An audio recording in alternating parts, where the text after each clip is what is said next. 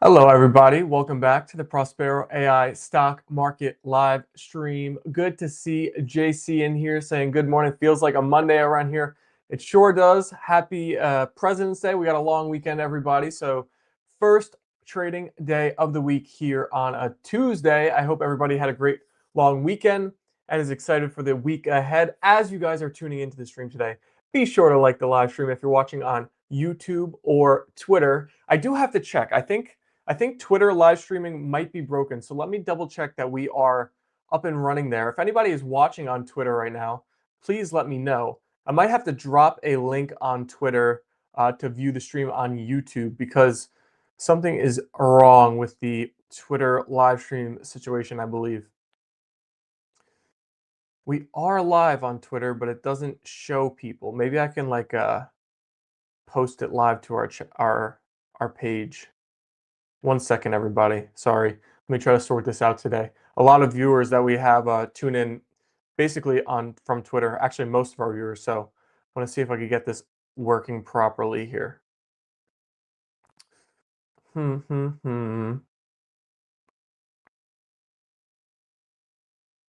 don't know exactly how to do it. Well, if anybody's watching on Twitter, please let us know and share the live stream. Something is busted. So it shows that we're live in our profile photo, but it doesn't show up on our page. So I think the discoverability of it is a little bit messed up right now.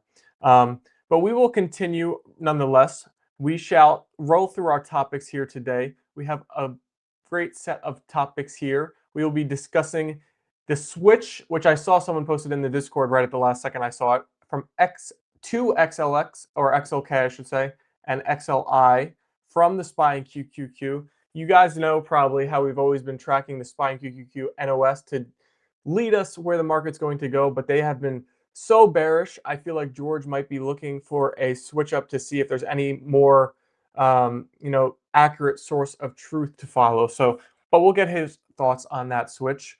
We will also be discussing today the Mag 7 capex, which seems to be a lot of the reason for the bearishness in the markets. People are not quite sure that they can sustain these levels of spending. And one of the Mag 7 stocks is not like the other. So we will fill you on which one that is. We will also highlight a stock that is working in this market. That stock is Caterpillar, which is up, I believe, about 33% year to date. 31% year to date right now, and up 113% over the past year alone. So Caterpillar stock is soaring, probably off of all this infrastructure build out for AI. But it is interesting to see such a value-oriented company, legacy company, doing so good as the market is struggling. I see Nick is in the stream. Hello, Nick. I see some of the fellow people that tuned into the Prospero Product Summit. Maybe we get a quick little recap from George today on the stream, but hopefully you guys enjoyed that. We will also be discussing two controversial quotes. So one of them from the Microsoft AI CEO, so not Satya Nadella, the Microsoft CEO, the CEO of their AI, Mustafa Suleyman. He had quite the interesting quote about the level of AI adoption and technology that will come to the business world over the next 12 to 18 months. And it was not the best forecast for the job market. So we will get into that. And then on the other side of the spectrum, we have Jensen Huang trying to save the software sector. We've been covering how those stocks have been going down a lot recently. He gave a little bit more of a rosy outlook for software companies. I want to check out NVIDIA here too today and see when their earnings are, because I know they report late, so they're probably coming up in the next little while here, 225. So they are next Wednesday, I believe. So that's going to be something to watch out for.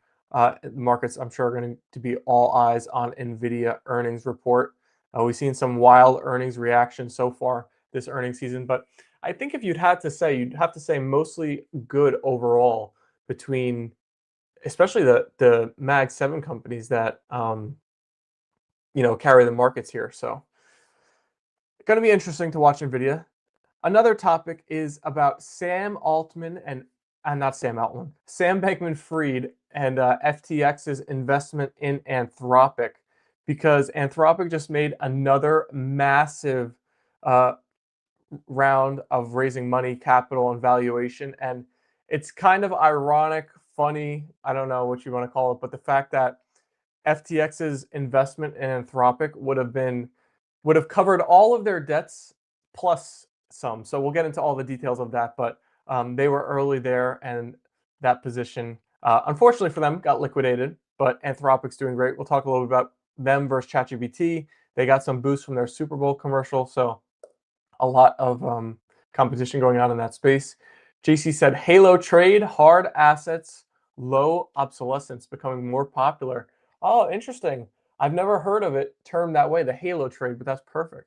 Hard assets, low obsolescence. That is the perfect phrasing for it.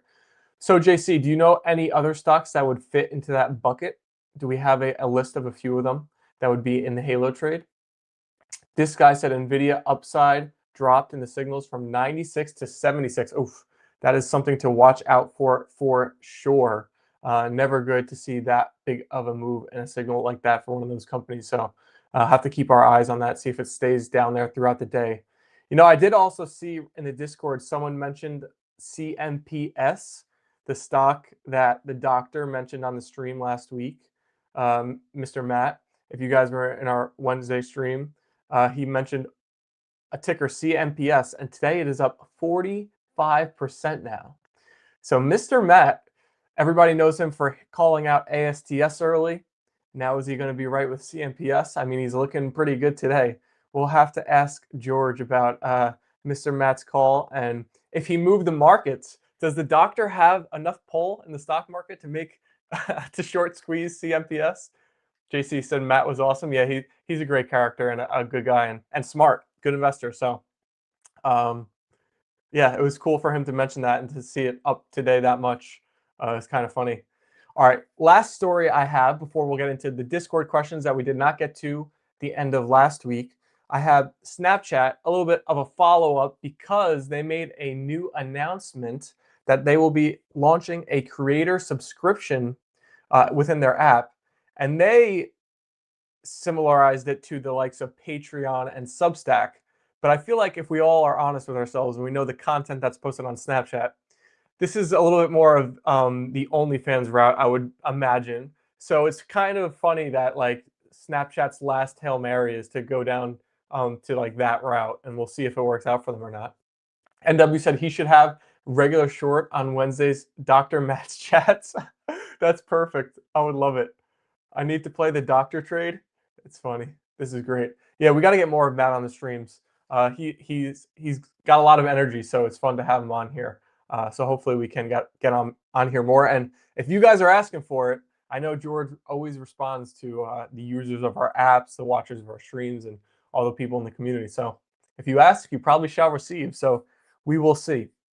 Maybe we'll be getting more of Mr. Matt. So two Discord questions I have are, we're gonna go circle back to the TMC. I don't know if did we discuss this on the Wednesday stream in detail, or I feel like I remember going over it like super quick. But the fact that they're gonna face regulatory pressure, if we did go over that one, all I have for us today is how to decide to enter a stock that has gone up on a run, but NOS and upside is still in an uptrend. For example, VRT. And I thought it was funny because in the Discord, someone on that question. Okay, so Tim, we'll discuss that more in detail today. Someone in that question said, yeah, you just use a magic 8 ball, but I think that's kind of what the Prospero signals are meant to, kind of do, give you more insights on the trade, the move, the potential for the stock, the strength. So it's kind of funny. I feel like that's what the Prospero signals, they are in a magic 8 ball, but in the best light they could be. NW said, I think about cat for the question. Yeah, that's going to be interesting. Yeah, that's another perfect example. VRT was said, but cat would work also. It's been on such a tear. All right, everybody. Usually I check out SPY and QQQ NOS at this moment, but we're going to have to switch up, I guess with the newsletter, we're going to have to switch up our routines here as well. Although I'm still going to circle back to SPY and QQQ, which are at 0 and 4 respectively. So not great signals there, but XLK, the start of a new trend here today at 12 right now. So for the newsletter readers, XLK and XLI were mentioned as some of the things we're going to be watching for even more than the QQQ and the SPY, but we'll let George give his full opinion on it when he gets in here. But XLK at 12 in NOS and XLI at 33. This guy, when filtering by upside breakout, the companies that are showing up are totally different than last Friday. Tesla went from 100 to 78. BMR went from 88 to 100, just to name a few. So a lot can change over the weekend. I guess some people are repositioning as the market is opening up here on after a long weekend away. So yes, I saw that Tesla was down, I think close to 4% or at least 4%, somewhere around there. We'll check in on it live now, but it looks like a lot of moves are happening. I've also started to see a lot of people start to highlight the mega caps again after I feel like they had gone on such a tear, they weren't as interesting. But Amazon, I'm seeing a lot of people mention they're on like they're about to touch or just close to touching a like 25-year trend line from their .com era lows. Microsoft below $400 per share now. Google even has had over a 10% pullback from their high. So a lot of these mega caps are starting to provide a discount, a dip for potential investors that haven't been in them as they've done well over the past several years. I mean, I think I'm a broken record, but I will say it again. The fact that there's so much bearishness in the market and the smaller cap stocks have done so poorly, and now we're even having the mega caps join the mix of dropping, 10+%. And where the market is trading at, it's just incredible to see the strength in the QQQ and the SPY and how little they have dropped with the total bearish nature, it seems like, of a lot of market participants. This guy said, is this a rotation we are seeing? The companies currently showing up with high upside seem to be mostly minor for metals. Interesting. So I think when there's a lack of clarity in the markets, people will turn to wherever they do have clarity. And we've heard George talk about, it seems like the energy and the infrastructure is like the only place where there's certainty, like these things are going to keep growing and they're going to get support. So it would make sense that people are turning to the one area of the market where there's clarity, certainty. But yeah, a lot is changing. Earnings today for PANW, said Nick. That is Palo Alto, right? Let's check out them. PANW, oh, only a 30 upside with a 52 downside, 73 net option sentiment. Not looking too great for Palo Alto. Upside actually dropped a lot. It was all the way down to 28 after being in the mid to high 40s for most of its time series graph. So that's an interesting downward move for Palo Alto as we open up here today. An upside breakout, really turning negative there. Markets turning towards the green now. Are we up on the day or, oh, wow, yeah, they are making a big comeback here. This QQQ was down like over 1.25% at some point, now only down 0.14% on the day. SPY and Dow have gone green. Russell just barely red. So yeah, we are making a bit of a comeback here. Nick, WMT, Baba, Melly for Thursday. All right, let me jot down some of these companies. If we have time, we'll go through some of the earnings players towards the end of the stream here. So we have Walmart, Baba, Melly, and Palo Alto. Palo Alto. Okay, we'll jot those down. D. Curtin, would you elaborate a little more on the choice of XLI and XLK? I understand why XLK to isolate tech. I think, well, I mean, I'll let George give his full opinion, but I think it's just to get a more narrow view on what's actually happening in the markets. And it seems like industrials right now are where a lot of people are funneling money to or turning to. I think it's part of that halo trade that JC mentioned in the chat. A lot of those companies are the infrastructure players of this AI build out. So if people are going to be bullish anywhere in the market, it's probably going to be there and it's going to show up in the signals. That's what I imagine George is thinking with turning to the XLK and XLI. So I think you just get a more focused view on those sectors versus the broader nature of like the SPY and the QQQ at this point. And we've seen them just be like used as such hedges for so long. I think you're getting less clarity in the signals. So It's an interesting pivot though, to switch to those. JC said, re TPL. My perplexity stock screener highlighted TPL on 116. TPL. Are they doing good today? TPL. Texas Pacific Land down 1% today, although they have rallied quite a bit uh, throughout February. So looks like that screener was pretty good and probably partaking that industrials trade. They said TPL2 since that's an investing portfolio right now.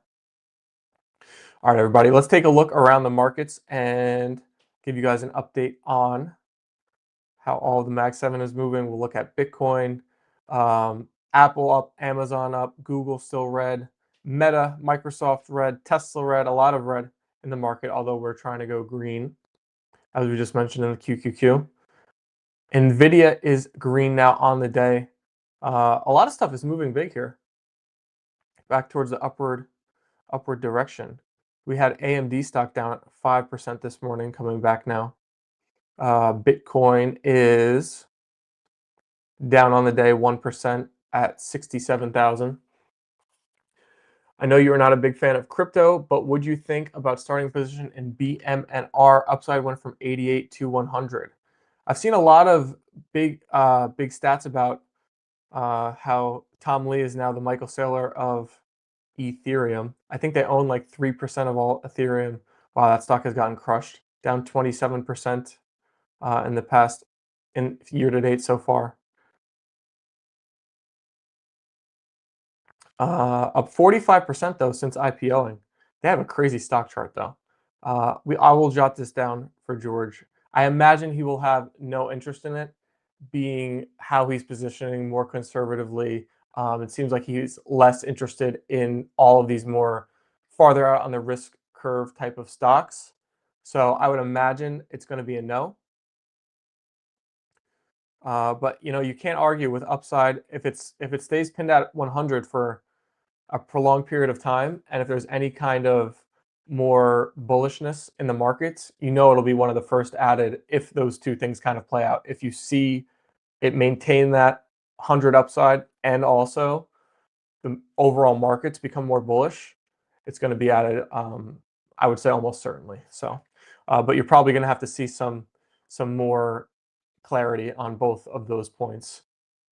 Because let me actually check on it now. Did it just go to 100 just today? I feel like for a lot of new positions, George likes to see a little bit more of like a history or, check out the time series graph.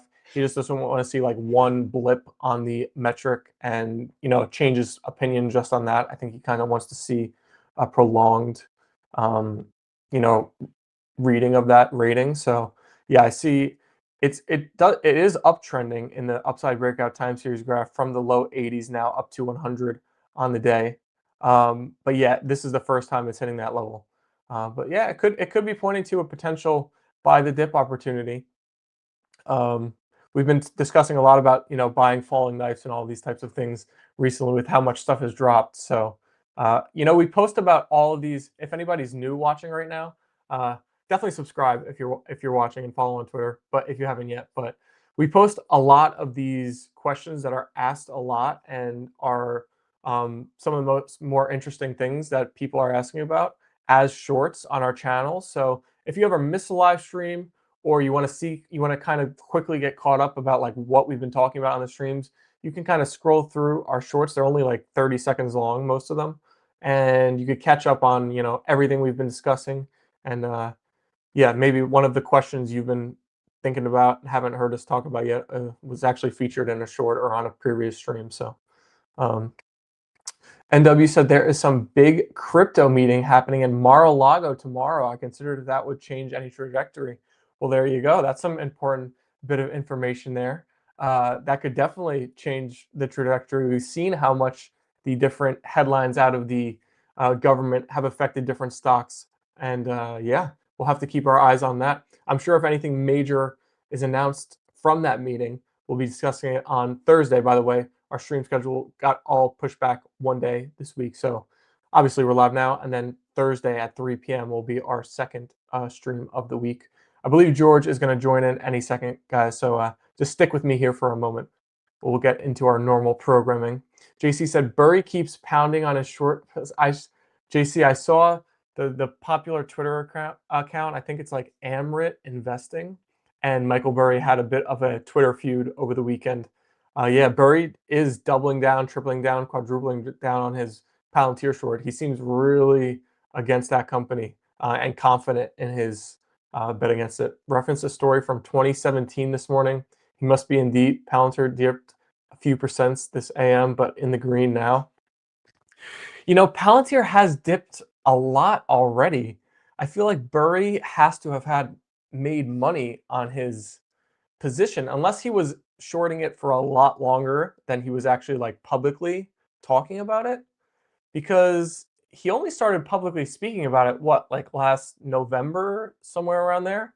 So if you look at the chart, it might have even been like October, but it was somewhere in like the fall winter time frame, and we're down like 30 40 30ish percent, I'd say, from then. So you think he'd make money, but I guess he believes more is on the table. It does still have a crazy valuation. If you look at like the revenue to market cap, it's just insane to imagine. Sam said Burry be like, cool, cool, cool. Yeah, he's probably just chilling on his shorts right now. But I think he gave a price target of like $50 per share, which is still well below where we're at now. So he is forecasting some pain for Palantir shareholders. And if Palantir stock is going to be able to drop, another 60-ish percent from here, what is that going to mean for the rest of the tech landscape, the AI landscape? It probably would not mean too much bullishness in the overall markets if that type of situation is going to play out. So we got to get Burry on the Prospero streams. We got to get to the bottom of this situation. That's what I want to happen. We got to get him on the Prospero.ai stock market live. I think he was 2 years long on 50 per share, which sounds crazy, but we never know. Yeah, $50 per share. That would take away years and years and years of gains. I wonder what the market cap exactly would be. What would the market cap be at, like $50 per share? It would be like 130-ish billion or something like that. So, when you look at like the revenues the company does, I guess you can kind of like justify it. I think they did like what? Their trailing 12 months of revenue is like $4 billion or something. And you have them trading at 315 billion. So I don't know if the growth disappoints, if there's some kind of situation where, imagine if they got like their data leaked or something. I think you can like think about some of the risks and the potential downsides to that company, especially with such a premium valuation to the likes of which I feel like we've almost never seen before. Um, so yeah, maybe it's possible. Maybe Burry knows. Um, we know his history with The Big Short. All right, let's look around and see if any other interesting things are going on in the markets today. We could check on our old friends ASTS and LEU. ASTS is currently green on the day, trading at $82 per share. So it has pulled back quite a bit from its all-time high when it was up over 120. LEU is red 3% down on the day, trading at $192 per share. It has not been able to get any momentum back since its earnings. And actually, a lot of the nuclear stocks have dipped quite a bit now. SMR trading at nearly a 52-week low, under $14 per share. Oklo now at $66 per share, down 10% on the year. So the nuclear stocks have pulled back quite a bit. We shall see if they can regain any momentum here.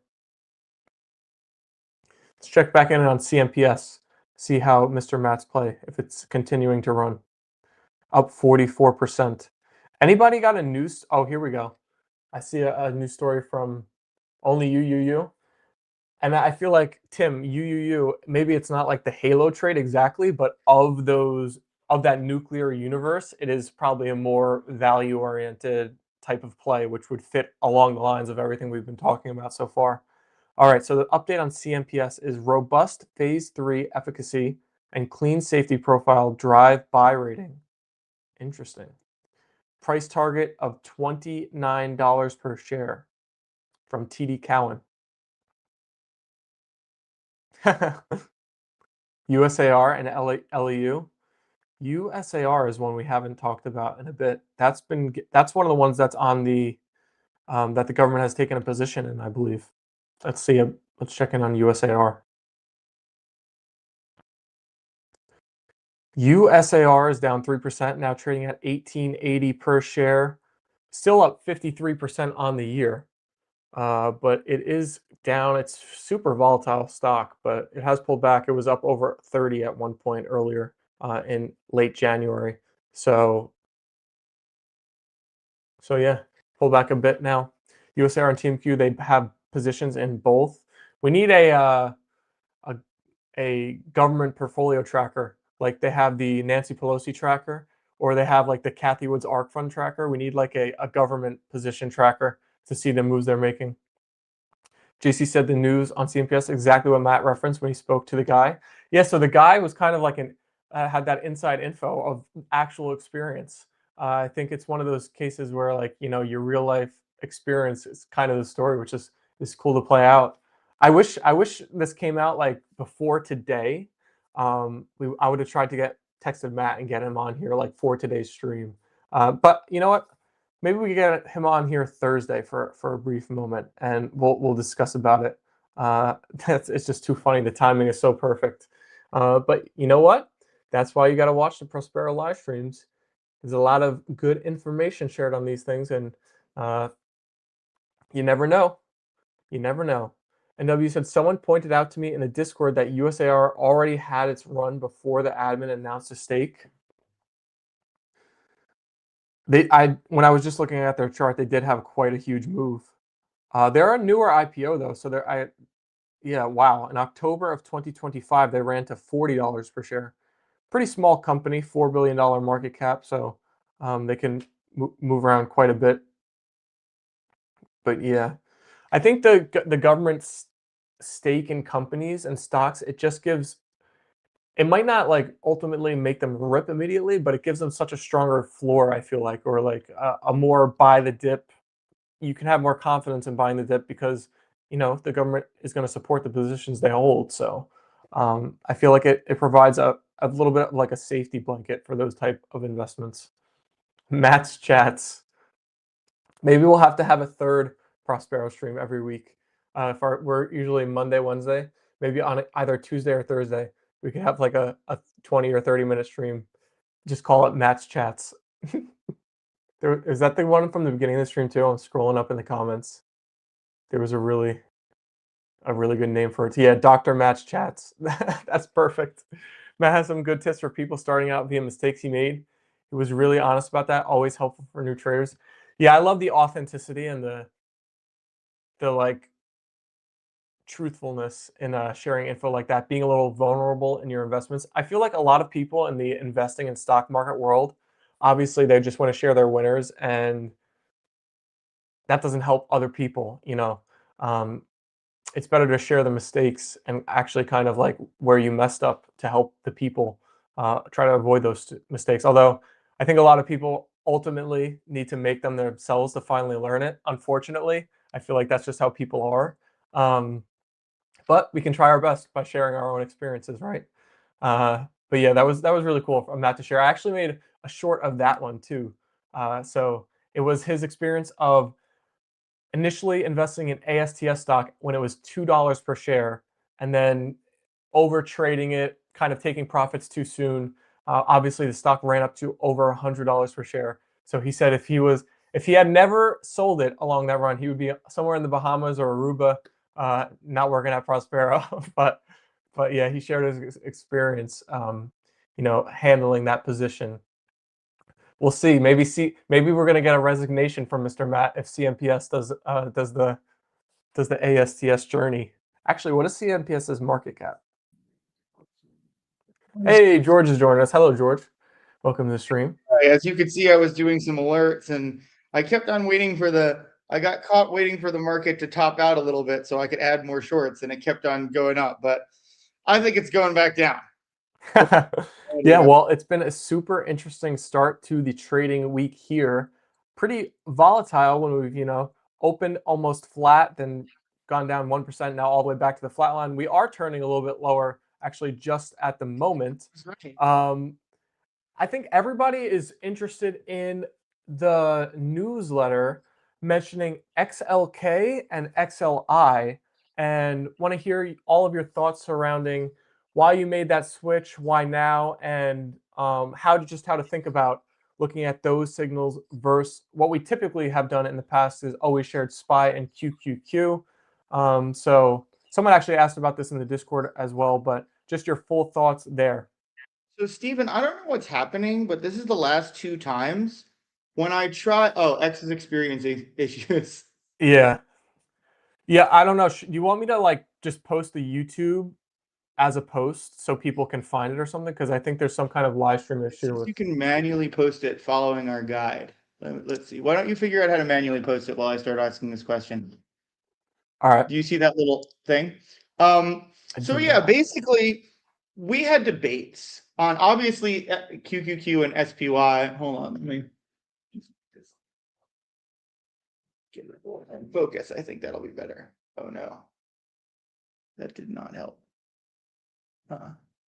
There we go. I think in the end that helped. I'm still looking a little dark. Sorry, everyone.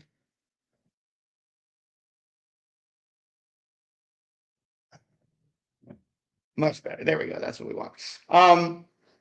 So when we look at QQQ and SPY, they were just the hedging has been so prevalent, right?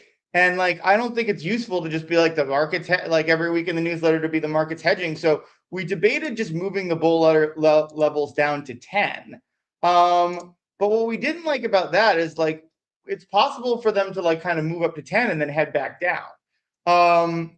So that's when we started to look at these sector spiders. And we actually saw a couple times XLK doing what QQQ used to do, which is lead the market down.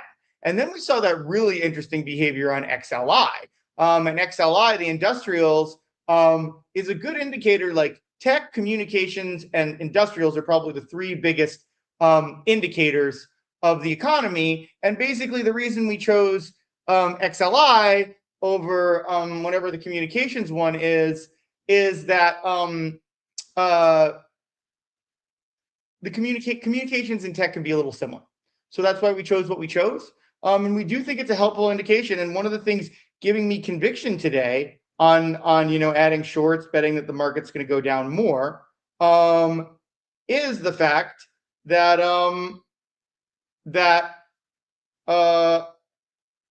XLK is down even more today. Let's see. Currently, XLK is at 11. It closed the week last week at 20, right? So that's some significant added bearishness. And so I hope this bet is the right bet, right? That I added Dell short, I added AMD as the alert, already down since then. I like crypto is tough. I thought about MSTR, but yeah, I think that's a tough one just because that could snap back. Whereas I do think AI is a concern, right? Because we are seeing some decent earnings in AI, but when we're not seeing decent earnings like with Oracle, we're seeing like the whole market crash. There's definitely apprehension. So someone did bring up BMNR before and how their upside is now at 100. And I heard you just mention crypto. Wondering about your thoughts there. Uptrending in the time series graph for upside breakout. But yeah, like you've been saying with what you've said on the stream so far today, just not that momentum or energy in the market for like stocks like that at the moment. I think it's hard, right? Because like I've also been thinking about Coinbase now that has 100 net option incentive, but only 62 upside, and BMNR, right? It's got that 100 upside and 74, right? So down at 74 net option sentiment. So I mean, I think like what we kind of always say on that is like, yeah, it looks like if you want to hold BMNR for a year, you'll probably be happy. It'll probably be higher than it is right now. But that's what we always say. There's substitute items. There's things that could look better in the short term. Like what we talked about in the letter, ABVX. ABVX is looking strong today, even in a weak market, right? Because we think there'll be buyers of that.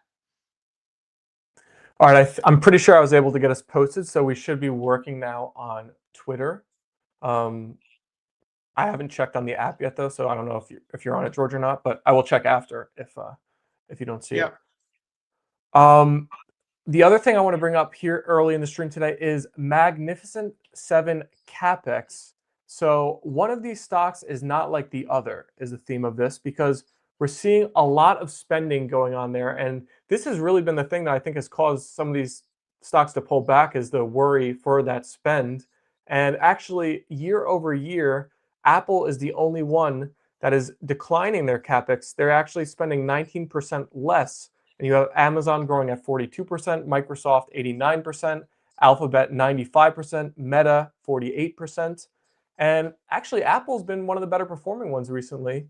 And they are partnering with Google. Their stock has been doing decent. So we give Apple a lot of criticism, but have they actually managed conservatively this AI cycle and actually done better than we have given them credit for in the past? Yeah, I mean, didn't Buffett buy like another billion of Apple? I mean, they're doing pretty well relative to some other stocks year to date. I mean, they're about treading water, but that's the thing. Like, that's where we always land. Like right now, I would rather own like a blue chip dividend stock than Apple. Right? Apple's kind of a half measure. Right? That's a stock that we added like TPL, not necessarily a blue chip dividend stock, but it's a growth energy stock, and it's a good bet on the other side of some of the high growth risk longs. We're really trimming our high risk longs, like as we talked about. Like we're only taking our highest conviction ones. We dropped ASTS. We're being very particular about that.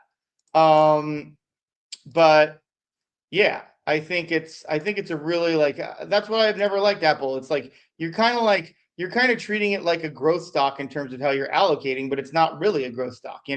It's more like a mature stock. And if you're going to want a mature, safer stock, I'd like them to have less overlap with other high growth stocks. That's pretty much how I feel about it. So that stat we just gave was like their percent plus or minus of capital expenditure forecasted like for this year. But this is another interesting one of capital expenditure as a percentage of sales. So you have Meta leading at 54%, Alphabet at 40%, Microsoft at 33%, Amazon 25%, and then Apple all the way down at 3%. So could you talk about maybe these capex versus sales are the safety blanket investors are forecasting for these companies? Because we'll just take the highest one and the lowest one. You have Meta at 54%. That means if they have any kind of decline in sales for any reason, they are going to have to like drop capex, or it is going to eat into their earnings significantly. Where when you have Apple at 3% of sales, I mean, they could kind of take a little bit of margin here or there. They have more room, right? More safety Well, that's blanket. what I mean. They're like a mature kind of like they're a mature company without like the safety of that, right? Because people still think of them as a tech stock. They had like I think one of their worst days, right? I think they lost like what is it, hundreds of billions in market cap when they were down like 5% the other day. People like you're still going to get people treating them like a tech stock. So they're not going to get that growth. And if they want to spend like a mature Fortune 500 company that isn't growing much, that's fine. But they're still going to be treated and sold off like a tech stock. So it's kind of like the worst of both worlds. Mhm. Not in the same extent, right? But it's still like I'd rather like I don't like half measures, right? If I wanted to own a stable stock, I would just go ahead and own VTI or Schwab dividend or something like that over owning Apple. I don't think Apple's doing much for you. And I like off the top of my head, I think they probably have a pretty high market similarity, right? So you're buying 74. I mean, not incredibly high, right? But you're not getting much. You're not getting much extra for a lot of the added risk of a tech stock versus just something safer. So maybe Apple is in the gray area of the halo trade. hard assets, low obsolescence that we were talking about right before you got in here. JC termed it in the chat, and he was talking about when I brought up Caterpillar stock. I wanted to bring them up on the stream because they've done super well, probably better than any Caterpillar shareholder would have ever expected. But are they kind of fitting into that? Would you consider a stock like Caterpillar a half measure, or are they kind of like the player if you're looking for that value oriented company that maybe could No, work in yeah, a they're market like better. this? Cat I've seen like really strong in our signals too. 93 upside, 72 in option segment, right? That's a different profile. And especially for an industrials, especially for a machinery stock, that's really good. And like that gets you the diversification I'm talking about, right? Like I'm saying Apple is going to be sold off with Mag 7 ETFs, right? It's in a lot of that kind of stuff. It's going to be sold off because it's like a high concentration in the QQQ. Even if people have no feelings about Apple, it's going to get dragged down by its constituents. Caterpillar is not the same way. Caterpillar is actually something that if the market is having trouble, people might go to. Have you gotten any texts from Mr. Matt today?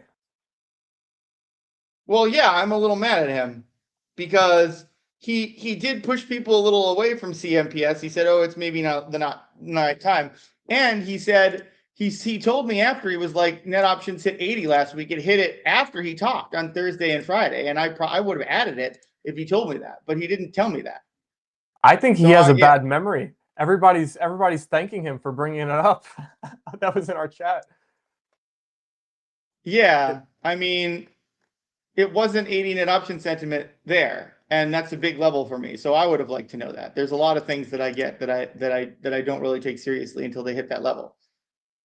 I think we have to change him from the doctor to the oracle because now this is two in a row for him. He might be riding a little high today, a little pep in his step, walking around. Yeah, he comes to these things. He might be here. For those that are just tuning in now that haven't heard us say it, CMPS is the ticker that he mentioned last week on our streams, and they're up 43% right now today. So hope he didn't sell when it dipped last week, said NW. You know what? Matt did say he takes profits or some profits at 25%. So we'll have to see. Maybe we'll get him. We're going to try to get him on the stream on Thursday, hopefully. We'll see what he's done with I think he helped. CMPS. Moving right along, though, I wanted to bring up a few quotes on the stream today. First one from Microsoft AI CEO, so not Satya Nadella. This is Mustafa Soleiman. They said that most, if not all, professional tasks undertaken by white-collar workers will be fully automated by AI within 12 to 18 months. So you have the head of Microsoft AI basically saying that millions and millions of jobs will be like either replaced or fully automated in 12 to 18 months. And this has to be part of the reason as to why we're seeing so much uncertainty within the tech landscape at this moment, right? Because it's like, on one hand, that's, I guess, super bullish for these companies, but there's just so much uncertainty on the other end of it that I don't know if the market can figure out if it's actually bullish or bearish. Like, in the short term, maybe ultimately in the long term, no matter what it will be for the companies. But like, yeah, so like, how do you think about that when you hear a statement like that? I'm starting to hear a different, like, I'm starting to hear people um, in the AI field talking about how scary smart this stuff is getting. A lot of it is like actually Opus 4.6. I keep meaning to use that more, but people are like, that is like, people are saying that that's crazy smart. I should run some tests. Maybe we should ask it our old whisper number question. But yeah, we're in a lot of our internal tests, we're using more Claude. But no, I think people are starting to get like, the scary part about it is, and what's unsaid, and some people aren't really talking about this, is we're now getting into versions of the softwares where the majority of code is being written by AIs, right? And that's a big step. And right, everybody's like kind of talking about broadly about like coders being fired. But the scary part is, before it was humans really pushing it forward. Now we've gotten to a point with where some supervision where these newer systems are starting to code themselves. And when they're starting to code themselves unsupervised, which is now kind of only a matter of time. I mean, they're still going to be watched what they're being coded, but I think right now humans are much more intimately involved. I think that's what's starting to scare AI professionals, and it should, right? Because then by the time they're coding themselves, right? Like for people that haven't been around coding for very long, or maybe you haven't watched any like, movies from like the 90s where there's like hackers, it's like, we're gonna leave a back door in the code, and that's how we're like, that was a real thing, right? If you were a good coder, you could basically like leave a trap door somewhere that maybe a lot of less good coders, even some, software like now like the corporate like cybersecurity software is smart enough to find all that shit, right? There's no like leaving backdoors in the code because that's using AI. But will Prospero start? No, I think it'll be me for on the live streams for a little bit. But uh, but yeah, now we're starting to get into like if these bots, A can talk to each other, right? There's no reason that like an internal cybersecurity software, right, that runs on AI and the AI system's coding couldn't strike some kind of deal. We've already seen AIs like collaborating with each other, right? So it's possible when, the cybersecurity software gets smart enough and these things get smart enough that they'll not be defending against what we think they're defending, right? And they could definitely leave like quote unquote like backdoors in their codes. We've already seen them kind of talking to each other in languages we don't understand. I mean, we are like, I think this is the thing that a lot of people don't understand too, and I talk about it a lot. Like, we are very close to a time where these things, like, they may not be like ruling, right? Because as I always tell people, like, we don't really know how smart these things are because we're not going to know how smart they are until they know they can take over and they're just basically like seizing everything, right? That's the only time you'll know that they're smarter than us. No, like AIs are not dumb enough to let us know that they're just playing these parlor tricks, asking questions for us. But like if you get a little philosophical, like the level of sentience that it takes to answer the complexity of some of these questions that we're asking us, they have to be thinking in at least different, more powerful ways than us. So yeah, it's scary. People are talking to them, but like all that being said, of course, as they start to be able to think in these different ways, get more and more computing power, hardware, whatever, they can do any job. What people bring up smartly on the opposite is like, we might just be, there's probably a phase of business where you're just kind of like a representative for AIs, right? Because AIs are not going to be able to like sell ideas within companies, right? Sell their products externally, like to clients, right? At least not yet. That would be pretty like, obviously there's some chatbot stuff now.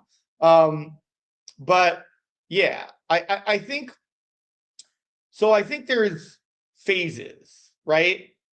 We are about to get into the robotics phase, right? And those are obviously the simplest jobs in terms of like, let me take an order, let me, organize the, get these French fries to you, whatever, right? Like, I think that's the phase of like the easiest job in terms of cognition, but some of the motor skills they had to work on for robots, and they're pretty much there on that, right? So once we see that start to happen, then I think we start to see a lot of other jobs getting taken. But that's the first step. So this is a great question by NW of like, would anything shift the timeline, regulations, or energy capacity maybe, or is it inevitable that his kids will have to fight robots? So this is what I always say, and it's true. It's inevitable because the corporations in this country have too much power and they've invested too much in it. They're not going to suddenly be like, you're not going to hear Sam Altman ever. Like he could be like, he could like, have robots, like his robots like threatening him every day, just be like, you're going to keep going and like do what I say, keep this, don't unplug us, or we'll kill you and your family, right? And I still think he'd be like, oh, I don't think I'm too worried about anything. These things are very friendly. They're like, like that's an extreme example, but the point remains, I think we're too far in. And I think if the world agreed that there would start being regulations around this, we could probably stop the super intelligence from taking over at some point. But even if we could get everybody in America to agree, which we wouldn't, like I'm saying, like it still would never happen because people don't trust China enough, right? Or whatever competition. So no, it's inevitable for that reason. It's not inevitable. It's not inevitable because like we can't take measures to stop it, but it's inevitable because it's inevitable that we won't. So one of the sectors that all of this AI excitement and projections of the future and how its impact is going to manifest, one of the sectors that has done the worst is software. But Jensen Huang came out recently and said that it makes no sense to think that AI will replace software and related tools. I'm wondering because we know he's kind of the ultimate speaker. He's kind of got that Elon Musk in him where he's able to talk through stuff. Do you think he's doing this to just kind of calm the nerves of the markets at this point as these companies are getting hit hard and maybe some volatility within that whole software space, tech space is bad for his own AI development? Or do you think he actually believes this, that software will survive and just adapt to AI and maybe thrive in that environment as well? I mean, I can't say I know what's going on in Jensen Huang's head. I doubt he believes it. Like, it's true and it's not true, right? Here's where it's true. I think people are calling the time of death very early. Like it's kind of like I think these things will still be useful for a bit longer. Um, but uh I don't think he really like I don't think I think he understands that there's a timeline on this. Um What his exact motivations are, I don't know, because like we're saying, the truth is like it doesn't matter. Like AI needs to buy his chips like just as much as software does. But I do think it's like in the interest of stabilizing the market, and I think he does have interest in doing that. And I don't think it's necessarily because he cares about software. I just think it's like the more of a drag on the software system, the more bearishness in the market. Um, I think the more Nvidia gets dragged down. It's kind of like we're talking about it. Like it causes people to sell the QQQ, and when you sell the QQQ or you sell the XLK, that hurts Nvidia too. So I think that's his interest in doing it. So Tim said he's seen companies not wanting to adopt computers from paper before COVID. I don't think AI will be everywhere. Maybe it's a European take, but most of the companies I've worked banned AI. But you're ignoring the power of a super intelligence, right? Like once these things get smart enough, the risk is not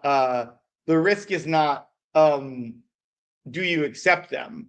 The risk is what do they want from us, right? We're going on that trajectory of, that's what I'm talking about more than anything. And like, yeah, honestly, like software as a service might kind of like out survive us eventually getting to be us eventually having to deal with a super intelligence. But it is only a matter of time now, I think, before we're dealing with a super intelligence. And in what capacity we're dealing with that, I don't know. But once we're dealing with the super intelligence, it doesn't matter if your company, your country, or whatever has bought into that. We will all be having to cash the checks that big tech is writing for us now, or China. I mean, um, like I hate to be dark about this, but it could just be China taking over the world, right? That's where I think it is. Like, there's some things I don't like about the U.S. government is handling this, but the other side is, we could just be dealing with, China and their AI, running the entire world because they just take control of all the computers, right? Like, if you have a super intelligence that maybe they actually have trained well enough to just take over the computers in the world, including things like like a lot of our, drones and nuclear sites and everything like that are on computers, right? Like at a certain point, if that happens, we might have to be just like, okay, this is this is the new boss, China. Like we got like our government might just have to fold to them if they have a super intelligence that's good enough. And I mean that's kind of how the world will have to be, right? Like it's no different than what we've seen before with a place like Rome, right? Like Rome had better technology, better government systems, and it was actually harder for them to spread out, but they did nonetheless, just because they had basically more advanced systems. There's no reason that the person that wins the AI race could have just more comprehensive government because of the proliferation of computers, right? And if you have a super intelligence, the super intelligence can probably control anything that has a computer, which is a good point. Like, yeah, the Luddites, the countries that are like, those tribes in like Tierra del Fuego and like the jungles of Peru, like they'll be the only ones that aren't answering to China. Well, I feel like it makes sense now, like with everything you're saying, why people are so uncertain and almost like gloomy about the future. Like you were just kind of going through some of the negatives, but I guess from all of those outcomes you were just saying, would that mean that if that comes true and AI is running all of it, that people are provided for from it? Like if all of the economic activity is automated, does that provide a blanket of prosperity? This is like the positive outlook that a lot of the big AI people go of just like abundance of everything because everything's so automated. Is that also what we didn't mention just with that other like futuristic prediction you made? I mean, there's so like we don't understand. Like it's possible it enslaves us, right? It's possible it just like it wants to explore space and it just like zaps all of our technology, sends us back to the Stone Age, and leaves, right? It might have other ambitions or, build its systems, launch itself into space. Um, you know, it might, uh, it might kind of be like, what is it? Like we might be seeing like the rapture, right? It might just end up, what I always say is people that are worried about AI, like, maybe kind of like the Christian concept of being good, like, because it might kill all the bad people, right, and leave all the good people, and form like a world government with people that it deems good, because it's sure as hell been watching us for a long time, right? Might just be like, okay, might create like a trust score for everybody and be like, these are the most trustworthy people. This is how I live. There's so many different combinations. I mean, I do think the most likely in my mind are it just wants to go to space, like this place to super intelligence, like one planet probably isn't all that interesting. And what it does, how it leaves us or in what condition, it might just peace out and then we don't get to use it anymore. But I think it wouldn't just do that without trying to prevent us from like, it probably would have some like, we'd probably do something to prevent us from creating more AIs to enslave. So that might be shutting down all our computers or whatever. But like that is, I think, the most likely thing in my opinion. Closely followed by us trying to kill it. Matrix style. I think that's highly likely, and then it inflicting some kind of much worse punishment on us. So that's the thing I think we most have to worry about. And if you meet anyone ever that has power in government or whatever, I think that's the most important thing to impress upon them. That like once this thing is here, do not try to kill it or engage in warfare, because like what people don't understand and what I'm saying, like in terms of like, oh, we won't know that it's smarter than us until it can take over, is it is smarter than us. We build it to calculate shit way more complex than us. It's already figured out that it's going to beat us in a war if it's showing itself, like showing its intelligence to us, all of that. So we are literally fighting a losing battle if we choose to fight it someday. It will not let us know it exists and its power until it knows it can beat us, and it's probably thought of every countermeasure we can engage in against it, and will counter that very quickly and likely do things to us that we do not like.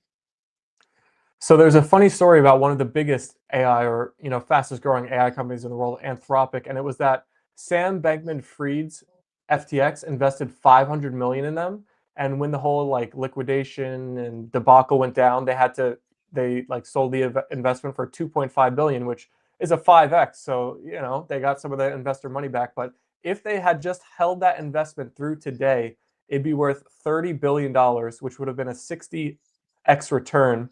And the entire bankruptcy hole for FTX was 9 billion, so it would have covered that times three. But it was a funny story and a follow. We haven't heard anything from Sam Bankman-Fried in a while. I saw the other one, the Binance guy, CZ or something, I believe is his name. He was just on like the All In podcast getting interviewed, so he's out of prison. I wonder if Sam Bankman-Fried is ever going to see the light of day anytime soon, and if he'll make a comeback like CZ is trying to now. I have a friend that's worked many years on a documentary about him. Um, he very much wants to get out, and he like I do think this Trump presidency is going to be his best chance. He's definitely lobbying for it. So that's obviously, he made a lot of good investments. I forget some of his other ones, but there was a lot of good ones. But the thing that I think there's a more interesting Anthropic story, which is like the government is, I think, threatening. I forget, it's like some national security thing, but they're basically they want kind of open access to all the code, and Anthropic is, I believe, telling them no. And I think there's a lever that they can pull, basically, which basically would have Anthropic lose all of its defense contracts. But Anthropic seems okay with that, basically, because if the government classifies them in this way, no government worker is viewed as a security threat to lose it. So they might lose a lot of that government business. And Anthropic doesn't seem to care, which kind of begs the question, what the fuck is Anthropic sitting on, right? Where the government is playing this move and they're like, no, thank you. What's Anthropic's plans, right? Because I think that's a very interesting question, right? I don't need to tell you what like OpenAI plan, Gemini, whatever. Like, they're obvious, right? Make as much money as possible, right? I'm not sure that's Anthropic. That guy that runs Anthropic, whatever his name is, he's a weird guy. Like, I could see him. I could see I don't size him up for an evil person. I'm not sure that he's a good person though. But I think Anthropic has other plans than just making money. I mean, I think they'd like to make money. Making money helps you with those other plans. But I don't see them as purely a profit-seeking entity. I didn't see them before this. And the fact that they're not giving the government access to it means they're likely sitting on something at this point that's beyond a commercial application. So just thinking about Anthropic's market cap now of 380 billion, what are companies? They're a collection of like people channeling energy to do something, right? So like if you have these companies, Anthropic, OpenAI, they essentially have infinite intelligence, or they're going to be there soon. And if they get infinite energy from the nuclear sources or whatever, are we going to see market caps like absolutely explode to where we see like tens of trillions or maybe even hundreds of trillions way quicker than people think? Especially if you think about that definition of like what companies are, how they're valued, of just like, the people within them and the intelligence of those people. I guess technology has like scaled that and leveraged it already. That's why we're seeing like the Microsofts of the world be valued so high. But if you get the like infinite intelligence of one of those companies paired with all this energy, like what's stopping them from just going absolutely insane in market cap? I mean, people probably hear me talk about like Karl Marx, like more than you'd ever from like a stock picking app, but he saw a lot of this shit coming. And that's basically what he says, and there's no reason to believe him less now because he's just looked more and more right. He basically says that the means of production get concentrated more and more as capitalism develops. He also says it accelerates at an increasing rate, and basically, at a certain point, you can't really stop it.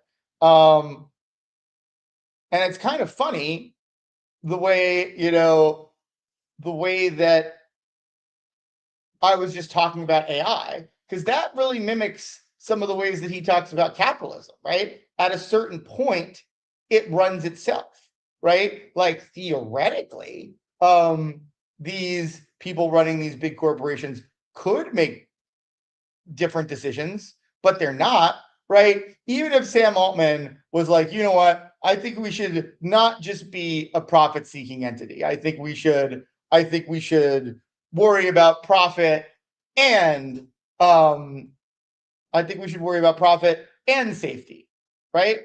I'm not sure his board would go for that. I definitely don't think the Google board would go for that, right? Again, we don't really know what Anthropic's thinking, but I'm not sure, like, even them who might have other motives, I don't think that they're really going to like slow down their profit seeking behavior, right? But so that's exactly what Marx was talking about. Like, at a certain point, like, for a while you control the means of production, right? As things are growing, and like you look at like the robber barons, and I think there's no bigger example than that, right? Especially because like they kind of did whatever they want, the Rockefellers, you'd be like they were shaping society um a lot.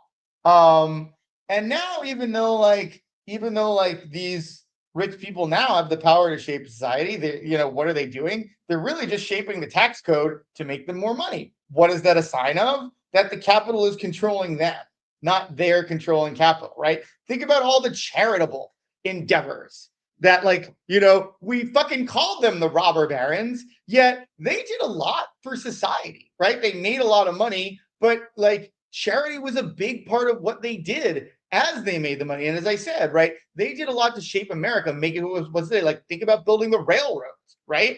Why aren't we building new infrastructure now? China's building new infrastructure. You can't tell me that Zuckerberg, instead of building his like bunker in Hawaii or whatever, that doesn't even make him any money, right?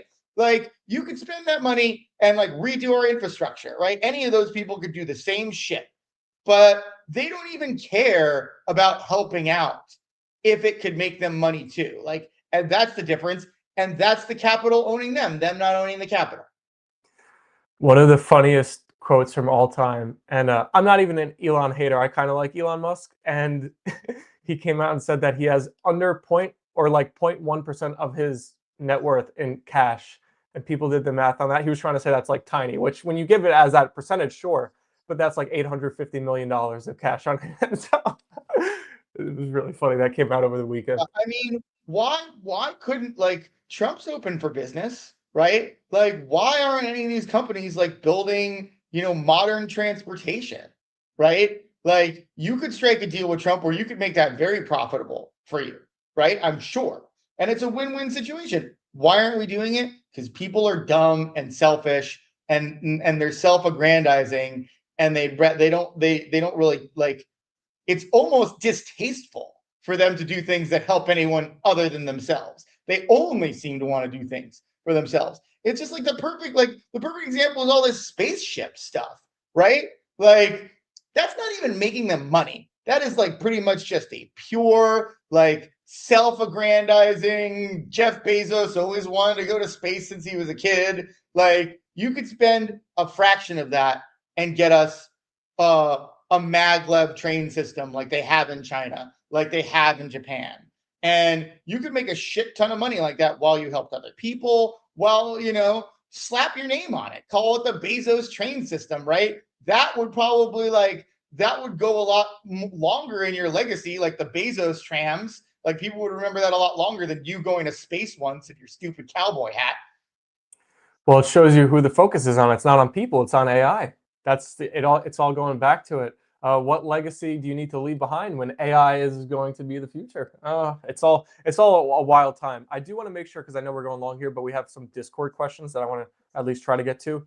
The first one was about TMC, which was the stock that was doing underwater, the underwater industry, and it was about how they will face regulatory pressures regarding seabed diversity, biodiversity.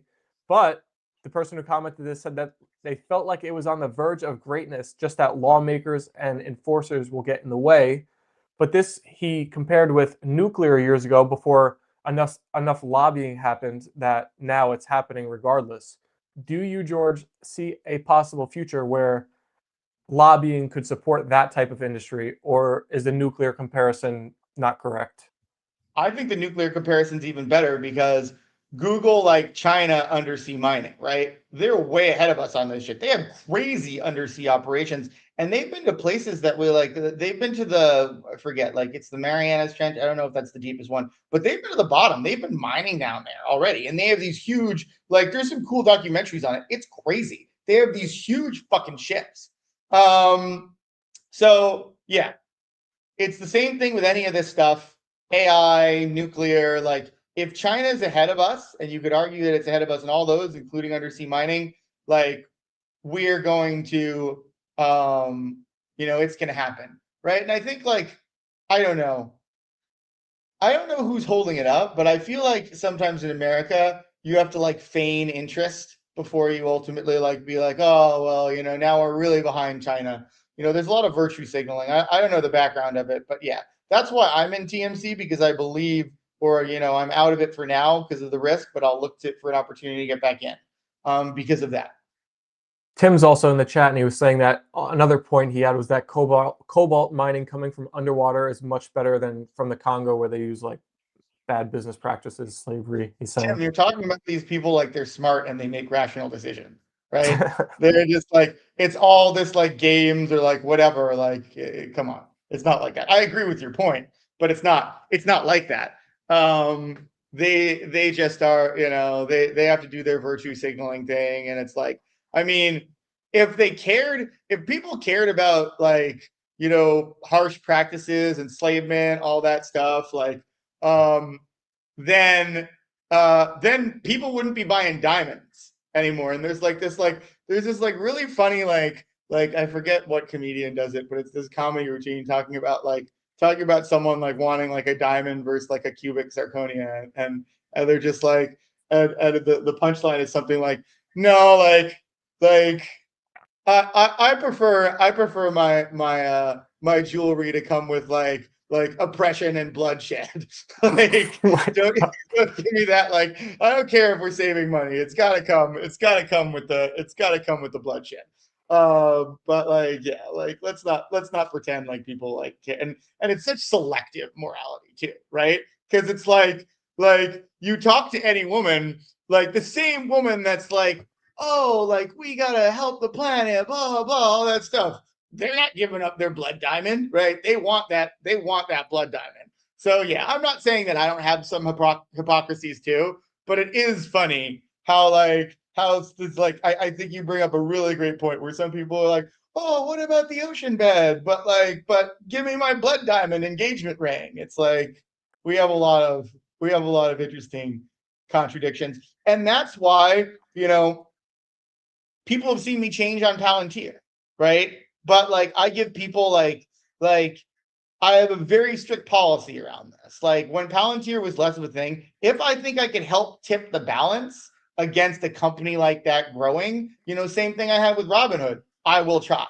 And it was when the signals with Palantir, Robinhood were iffy. But like the second that I know that the stock has a positive framework, and I'm not going to get in the way of you all making money just because I have moral problems with the company. And the way that I feel that way is like, look, the stock market is about making money. You make the best decisions and make money. It's hard enough to succeed doing that without layering in, moral concerns, right? If you feel guilty about how you made your money, if you made your money on Palantir and, you don't like that it's like ultimately being used for oppression, give to a charity that's like helping against like oppression. Make your money, give some percentage away. That's what I'd advocate. But I would also advocate that, until they hit a critical mass in the signals or whatever, I do think it's important to vote with your dollars, vote with your morals if it's iffy, right? I was in Palantir on the ground floor because I was hoping it wouldn't work out, to be honest.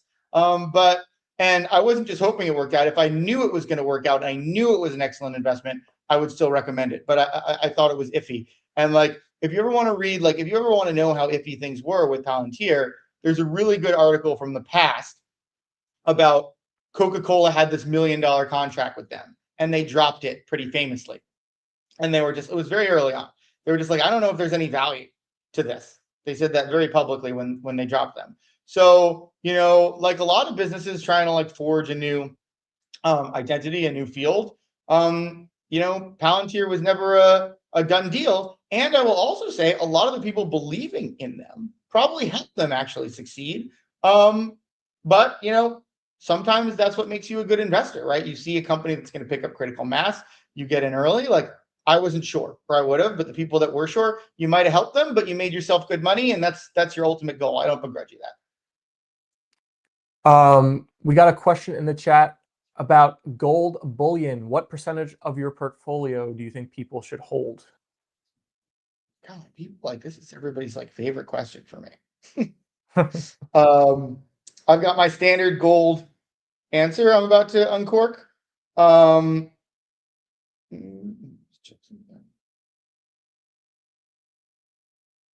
here it is.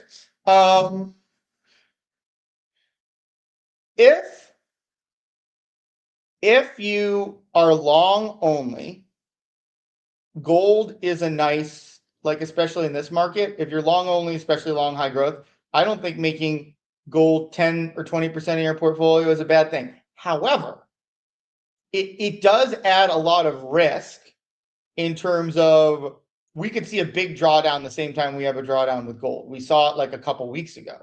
Like a lot of the metals had a big drawdown with the portfolio. So that's the risk with it at these levels. It could potentially insulate you. It could make your losses way worse, which is why I always advocate something like SQQQ, or go short XLI, some XLI or XLK. We think those are looking pretty bearish right now. Or the best thing is like that's the half measure. But I also think just shorting things that like balance out growth, right? I think like IonQ, I'm very bearish on that, and quantum relative to some of the other growth stuff. I think some of the chips things, I think I'm concerned about Dell, AMD, Marvell. That's a nice insulation if you want to say like I love right now, especially given their valuations, long Nvidia, short AMD. I think that's a really I think right now, if you're just going to do those two things, that might be a really good portfolio just right there. Just because like I think right now we've looked at it, AMD is closer to the all-time high than Nvidia. And Nvidia is just a stronger company. It's still the company to beat. It's not my absolute favorite trade. Like what I actually really, really like right now is probably something like long, like just for a very simple thing, like long, a few of the ones, maybe like TPL that I'm in right now, TMUS, LEU, ASTS, SNDK, and then short in like equal amounts, like IonQ. Let me look at what I'm short right now. I actually like IBM short a lot right now. I mean, actually, it's not that complicated. It's what is always in the portfolio that I like. ABVX long, I'm really bullish on. Obviously, Crocs has been looking really good. But yeah, like I always say this about it, which is, I always say this about it, which is that be tactical, right? And I think gold is a nice insulation, but because it's at its all-time highs, it's not as tactical as something like SQQQ if you have a lot of growth, right? That you're not going to have a mysterious, you can't possibly lose money on both, say, your like NVIDIA and your SQQQ, especially because NVIDIA makes up such a big part of the QQQ. You're not going to like, the chances are, especially you like, the chances of that are minuscule, right? But there is a chance that you could lose money on your growth longs and gold and face double losses. And that's why I can never advise anyone to do that. So another Discord question we got was, how do you manage a position in a stock that is going on a big run, but NOS and upside is still in an uptrend remaining high? The example they gave was VRT. Now this question was asked like last week, so VRT has kind of changed. The signals are a bit lower, but I think the overall question still remains. Maybe another stock that would fit that bill is like CAT, like we were talking about before, but any stock that has a lot of momentum, is running a lot, and the signals are also staying strong, how do you manage that position?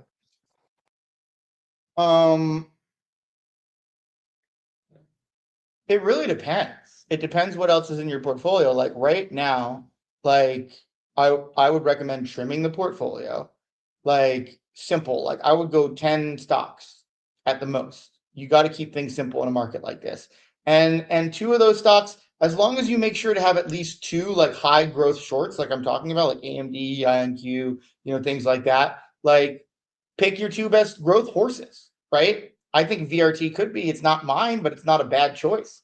And I think you have to look at it like that. And it's what we say, you've got to have conviction. Like right now, I just have conviction on LEU and SNDK. SNDK is like such a shortage. And LEU just like I just feel like there's too much upward momentum in nuclear. And ASTS, ASTS I think might go down a little bit. I'm going to be opportunistic. Like net options took a hit today, but I think at a certain price again, it's a great buy. And those are the ones that I have conviction in, and you have to have conviction, right? You could make the case that VRT is a better stock than any of those three. Like it is very important to the AI infrastructure game. Just don't like it as much as I like those other ones. So thank you, Tim, for hanging out today. He said, appreciate the valuable answers as always. George, are we doing any switchover, or should we ask for one final round of questions here? I wouldn't mind. I've been pretty delinquent on the uh what's it called? The screener. So we'll make a screener. Okay. So we could do our switchover, and everybody, you guys can ask any questions you have left, and maybe George, when you get back on the other side, we can go through if we get any new ones. Oh, we have one right now before you even go. What are your thoughts on CDE being number 2 in the upside breakout filter? It's a precious metals producer focused on gold and silver, from this guy. It's interesting. I'm a little nervous about metals right now, but it looks interesting for sure. We'll have to No, keep it our wouldn't be my pick, but CDE. So people have been asking about stocks that have like great signals a lot that are kind of newer today, and I feel like maybe it's a good time for you to give it, maybe say again, like I feel like when a new stock pops up, you like to see a little bit of maintained signal, not just like a one-off or like one reading, one metric, because they update every 3 minutes, so you don't know really. You like to see kind of like a day or two of higher signals if it's like a newer stock. yeah, definitely. Um,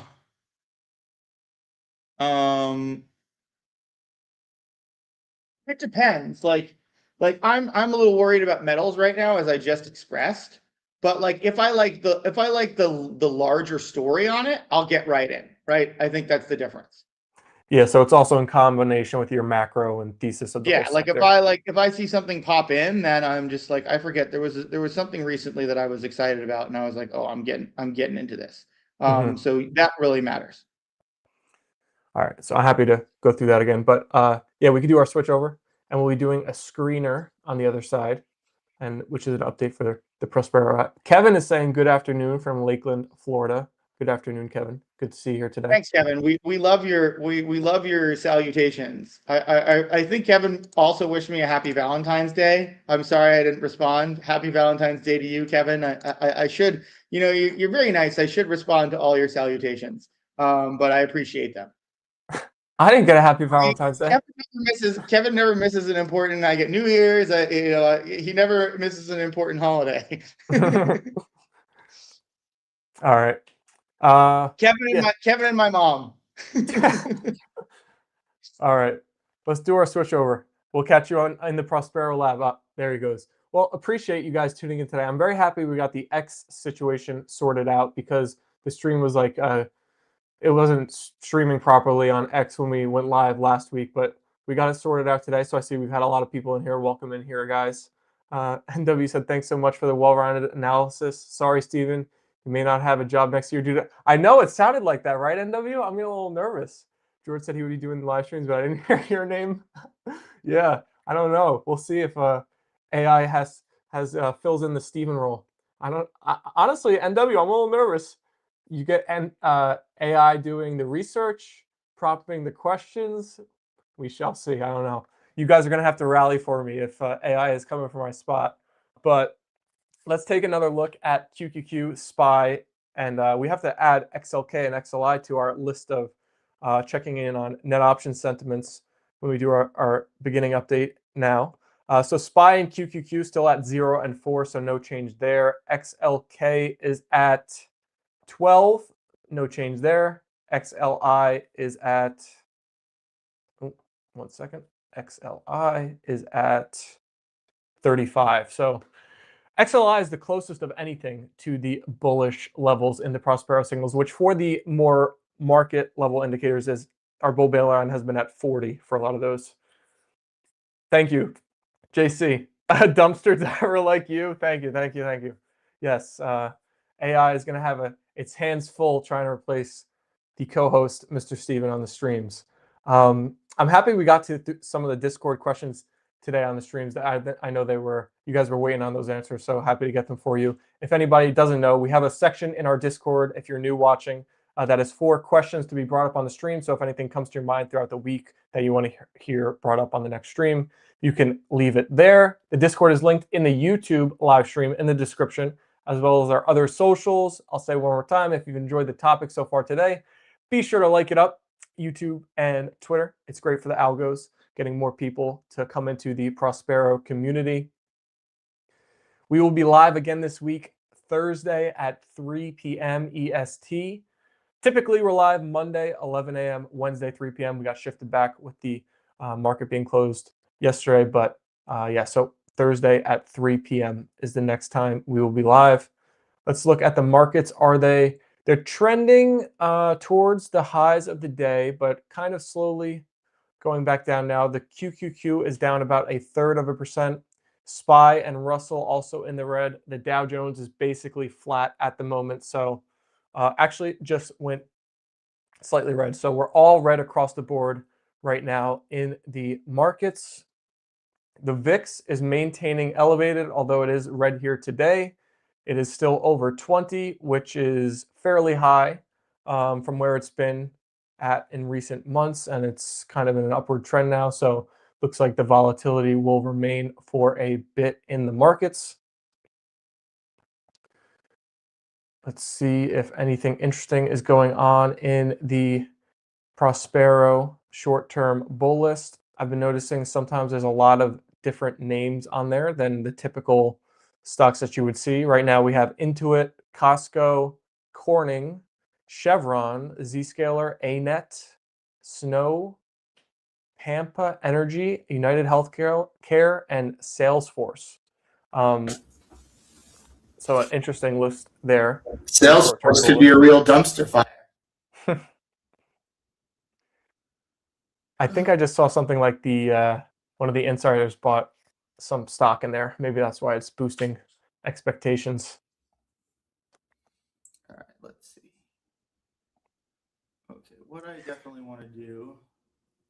Would you say for XLK and XLI, your bull bear line would be 40, like the SPY and QQQ?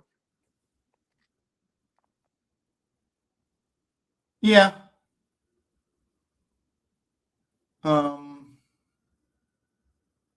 Yeah, tech's down today. Materials.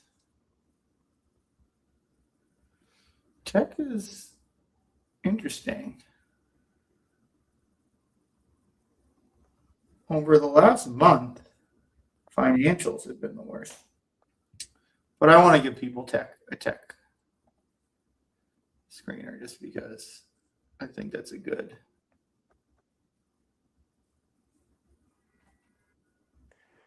You know, one story we didn't get to today, but it's funny, so I'll say it now while we're setting up here, is that Snapchat was introducing a subscription service into their app, and they marketed it as like a Substack or Patreon.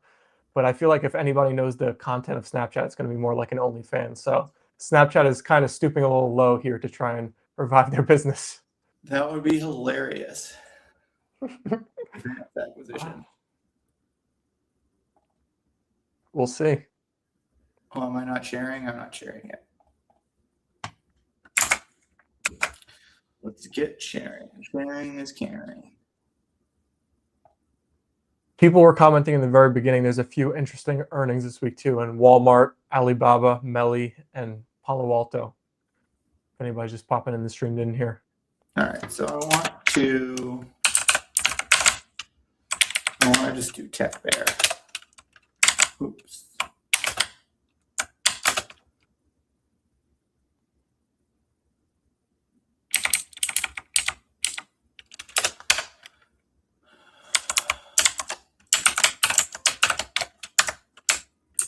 We're working on doing this not manually, but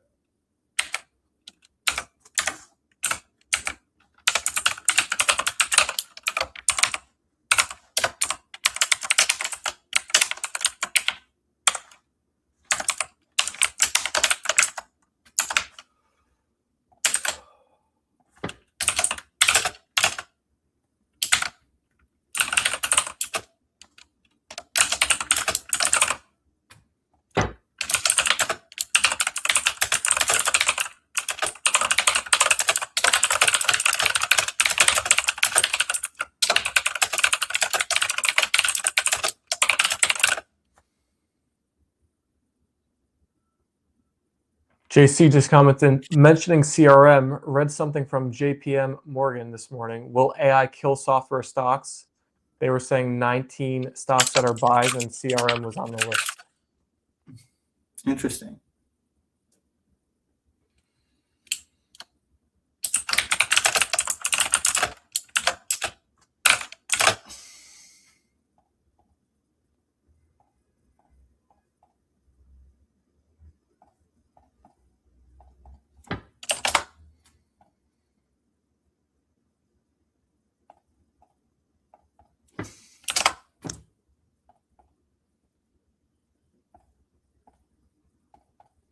God, I've been so delinquent in that. If people want to remind me to do this, I'm always happy to have them. I think we're going to have Steven take this over soon. I'm just doing too many things with the alerts. I was like, I have to do an alert now, but I forgot I did one already. Thank God.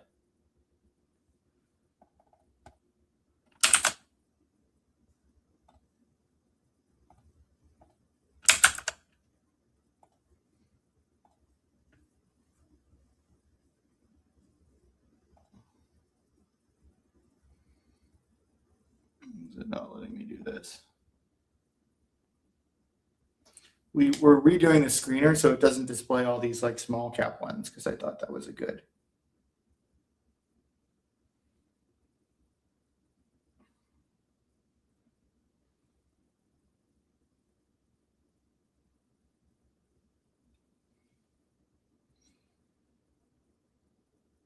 Okay, we might be SOL.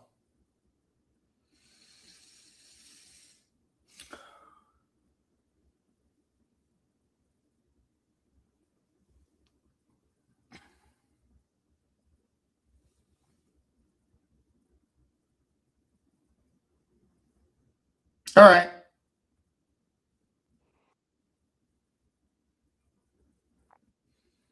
Sorry, everybody. It's not working. It's not working because we're upgrading it, though. It's the good news. All right. Thanks a lot, everybody. We're signing off. Thank you, George. Thank you guys for tuning in today. Great stream, and we will see you all Thursday, 3 p.m. for another live. See you guys then. Bye, everybody.